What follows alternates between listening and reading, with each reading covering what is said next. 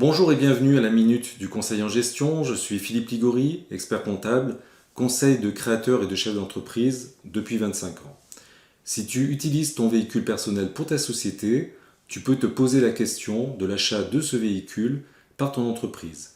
Je vais te donner le point de vue de l'expert comptable sur la solution optimale et te proposer une démarche méthodologique pour t'accompagner dans ce choix. C'est un sujet technique. Il n'y a pas de réponse toute faite, il convient de bien définir ses objectifs sans trop se perdre dans les considérations fiscales et sociales. Tout d'abord, il y a deux formules qui sont possibles. La première, c'est le véhicule détenu en nom propre, avec la refacturation des déplacements professionnels à l'entreprise. Il y a une contrainte importante qui est une contrainte de suivi des déplacements professionnels, donc il y a une lourdeur administrative. Deuxième formule, c'est l'acquisition par l'entreprise du véhicule.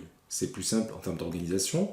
Par contre, il y a une fiscalité très lourde quand c'est un véhicule de tourisme, un véhicule particulier en matière d'avantages en nature et de taxes sur les véhicules de tourisme.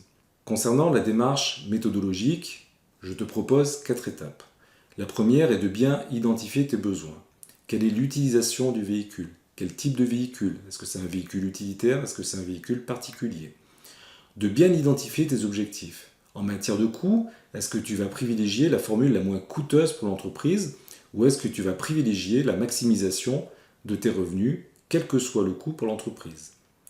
Est-ce que tu souhaites soulager tes contraintes administratives, quel que soit aussi le coût pour l'entreprise? Est-ce que tu as une capacité d'identifier tes déplacements professionnels? Tout ça, ce sont des bonnes questions. Troisième étape, c'est d'appréhender le contexte économique de l'entreprise. Quelle est ta capacité d'endettement? Est-ce que tu as des difficultés? Est-ce que tu as une forte rentabilité? La quatrième va être de recenser les coûts prévisionnels de fonctionnement de ce véhicule, notamment le coût de son acquisition, le coût de carburant, le coût de l'entretien, de l'assurance, et puis de faire la simulation. C'est un peu technique car il y a de nombreux paramètres fiscaux, sociaux et financiers. On va additionner les deux coûts, celui supporté par l'entreprise et celui supporté par le dirigeant, et on va définir la formule la moins coûteuse globalement. En fonction de tes objectifs, on choisira la formule adéquate et nous validerons sa faisabilité. En conclusion, c'est nécessaire d'identifier clairement les objectifs. La fiscalité, il faut savoir que la fiscalité pénalise les véhicules coûteux et polluants. L'intérêt de l'entreprise peut être aussi en opposition avec celui du dirigeant qui souhaiterait une gamme de véhicules qui peut ne pas être en adéquation avec le modèle économique de son entreprise.